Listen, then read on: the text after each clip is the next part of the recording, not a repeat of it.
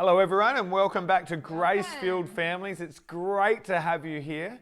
Today we're talking about the 4 stages of parenting, which are commander, coach, counsellor and consultant. We're going to unpack all 4 and tell you why it's actually really important for you to understand where your kids are at and where they're going so that you can parent well in between. Absolutely.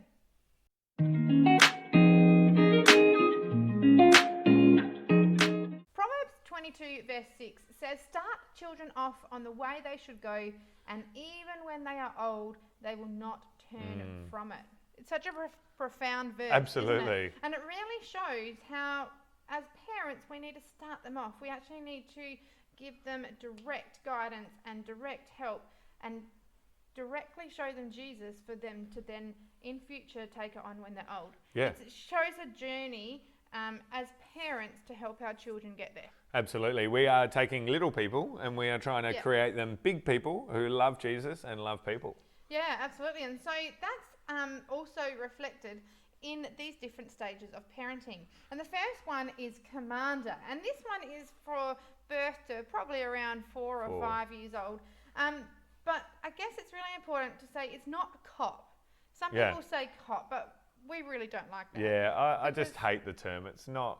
We're not trying to punish and rule them pick them up for things and things like that. We're trying to, as a commander would in an army, we're trying to lead them, guide them, and help them and support them, aren't we? Yeah, and prepare them for something. So, like, yes, high rules, absolutely, but high relationship, because we know when we're in the heat of battle later on that it's the rules that will keep them on the right track, and it's the relationship which will keep them coming back. Whereas a cop, anyone who gets in trouble with cops don't necessarily like cops, and it's not necessarily about being liked, but it is about relationship and having firm, strong, connected relationships. Yeah, and this stage of parenting, it's really important that the parents are taking charge. And this is because at such a young age, kids actually don't have the emotional intelligence in their brain. They actually can't look after their own well-being and safety well. And so we actually need to ensure that for them, don't we? Yeah, absolutely. We need to be in charge, and we need to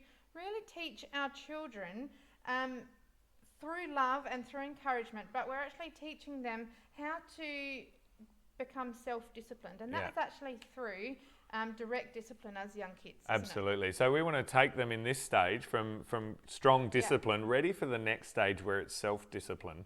And it's important as we talk about all this, we are grace-filled families. Absolutely. It's important as we talk about all this that you need to remember to have grace for yourself and grace for your kids.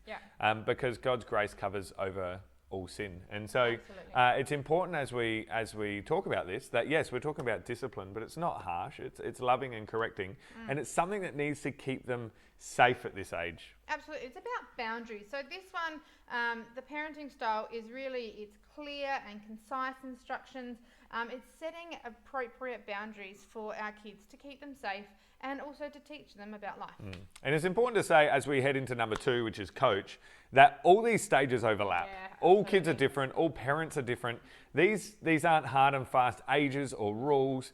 You need to take check of where your kids at and parent them as to where they're at. And so, like for example, our kids don't have access to screens and internet, so they're a little bit more innocent than other kids. So we keep that up.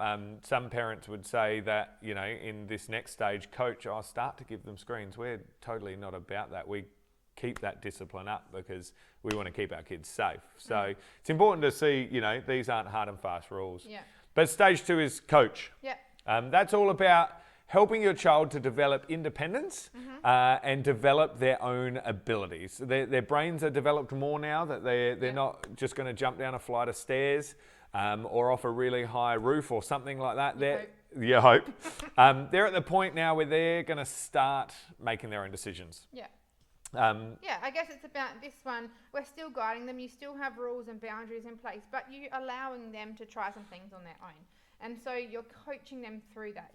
For one example is through chopping up vegetables to help with cooking or things like that. You're letting them have a go on their own because it's age appropriate. Absolutely. So you're starting to offer more explanations about life, about the world and what's going on. Obviously still not explaining stuff that is inappropriate for their age group. But you're starting to see them and setting goals with them and helping them to see that their actions will lead to something as well. And you're celebrating achievements with them when they're reaching those goals, or just general achievements in life. You start to do that as well. I guess this one, it's about you want to continue to help them to be self-disciplined in themselves, and in that you're starting to give them more responsibility. And I guess it's that whole approach of collaboration, of let's try it together. Let's do it together, and you show them. But in the past, we've done a podcast about I do, we do, you do, you do, and so it's teaching them that it's let's do it together, coaching them through it, and gradually giving them more and more responsibility to become small people to big people. Big people. All right, third stage. This is probably the stage that parents find the hardest, or maybe it's just a stage that I work in with teenagers, and so it feels like column A, column B. This is your teenager. Yes, the teenagers. You know what? Side note here: Jesus' disciples were teenagers. Like God has great plans for teenagers. You read a lot of the Bible, all the heroes of the Bible, a lot of them were teenagers, right? Our world will tell us, society will tell us that our teenagers are rat bags, they're no good, they get up to mischief. That can be so far from the truth. And we need to be people that rewrite that narrative for our kids, because our teenagers can have great kingdom impact. And I see that in my work every day, both sides of that. And it disappoints me when kids live down to an expectation that's unfair on them as a teenager, but it excites me when I see them live up to God's calling for them. So this part is counselor, and it's about empowering independence and responsibility. Teenagers' brains are at this weird space where they just want to take risk.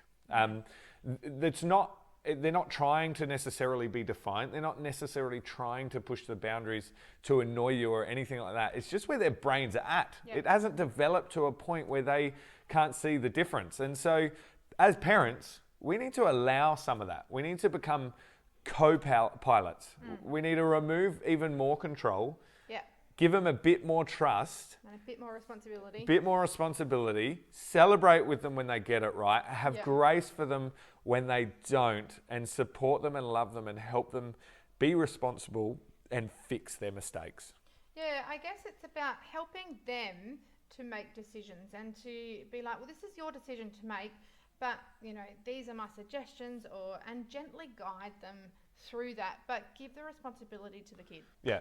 But don't forget you're the parent. I spoke to a parent the other day whose kid was sleeping like 4 till 6 at night and then waking up for a bit and then staying up until 2 a.m., right? And I said to him, well, what are you doing about it? And as a dad, he was like, what, I can do something about this? It blows my mind. Absolutely blows my mind. Parents, you still are parents. Teenagers will hate you from time to time. That's a good thing. That means you're actually doing the right thing, like especially when it comes to technology and letting them out into potentially dangerous situations, like going to the mall late at night or sleeping over at a friend's house that might be a little bit dodgy. Like, you are still a parent, and it's okay to be hated from time to time. It is. Because ultimately they'll love you for it. Okay, think back to your teenage years and what that might do. But open communication in all of that is absolutely key, because teenagers are starting to learn why they can and can't do particular things. And remember, their brain's still developing. Yeah, and as hard as it is, sometimes this one is parents offering advice, but it's also letting kids live and experience the consequences of certain actions and decisions too, as long as you're keeping them safe, of course. But kids are learning at this age, the teenagers, they're learning how to make decisions and then see the natural consequences that come from that, good or bad. Yeah, and it's important to throw things back to them, right? Not to tell them what they've done wrong, not to tell them how to fix problems, but to say, hey, what choices have you made? Okay, how are you going to fix it? Because I believe you have it within you to know how to fix it. Like, what can we do to support you? Don't just jump in with advice necessarily. The teenagers hate that when you jump in with advice. But say to them, I have some ideas. Would you like to hear about them? And they might say no, and that's okay. Leave it. they're on their journey. They might come back to you in 2 or 3 days. I often find this in the classroom and go, hey, Mr. Crocker, you mentioned that there was some ideas. Can you maybe help me out? Because I can't actually do this. So yeah, allow them to discover. Yeah. But also remember, it takes a village. Yeah. This is where youth group is so good. It's where having other families around that are wanting the same things as you, having good peers around them. It takes a village, and with teenagers, they're pushing away from mum and dad more and more. It's an important time to have a really decent village around them. Yeah. So we've had commander, we've had coach, we've had counsellor.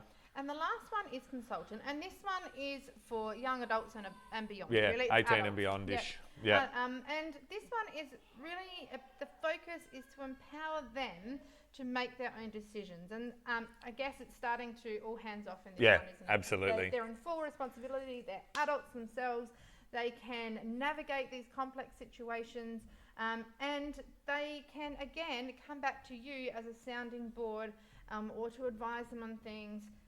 But it's offering that support but not dictating what they want to do, because you want to let them thrive as adults. Yeah, it's interesting talking to parents of young adults, and I do this all the time. I ask for advice from people who've been there before us.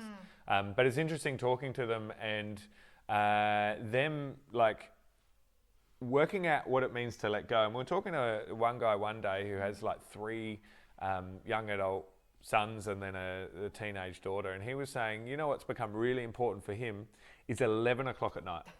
He thought when he had 18 and up children that he would sleep way better, but now 11 o'clock at night his bedroom door becomes a revolving door, and each of his kids come in and they want advice. They want to know what dad thinks, or they simply just want to talk, and he's able to offer suggestions if he wants. And so your parenting doesn't stop, okay? It just becomes different. Yeah. All right, and you become a sounding board for your kids. You do, and this one, it again highlights the open communication, keeping that communication open, actively listening, respecting boundaries, and knowing that they are adults. But when they come to you and ask for help, pray about what God. Pray with them. Pray with them. Pray about what God might want you to say to them, to advise them and help them, because they still look to you and they still love you, and they want your help. They want your advice. But I guess I've been thinking about it that in all of these ones, the biggest thing is relationship and love. Because if you have relationship and love for your kids, as you move through each stage of parenting, if you have that relationship there, they will want to come and ask for your help. Absolutely, and that's so important, keeping that connection alive. Yeah. Be interested in the things they're interested, even if you're not, etc., etc. Yeah. And again, it's important to remember that this is general. All right, none of these stages are hard and fast. Yeah. Kids will be in different spots, and sometimes, we talked about that teenager. Sometimes you need to go back to being that commander, where you're like, nah, these are the rules, these are the boundaries, this is what we're doing, and they won't like you for it. Yeah. So it's important that they overlap, and that as parents we adapt to the situations based on their individual needs and development. Hey. Yeah, but we hope that this today just you can see where you're slotting in your parenting, and it might encourage you to maybe take a different approach. It might help in your family. But don't forget to head to our website, www.gracefieldfamilies.com, to grab our free Family Insight Guide and see other resources that we might have on there that can help your family, because we are passionate about families, and that they are thriving and growing in the grace of God, grace from God, grace for each other, and grace for yourself as well. So go and check that out, and if you're liking what we're doing, share it with your friends, and we'll see you again next week. Peace God out. Bless.